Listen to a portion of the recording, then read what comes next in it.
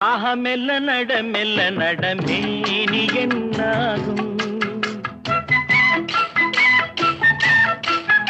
ஆஹா மெல்ல நட மேனி என்னாகும்.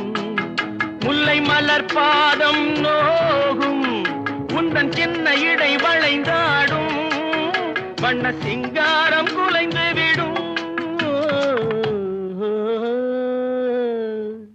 ஆஹா மெல்ல நட மேனி என்னாகும்.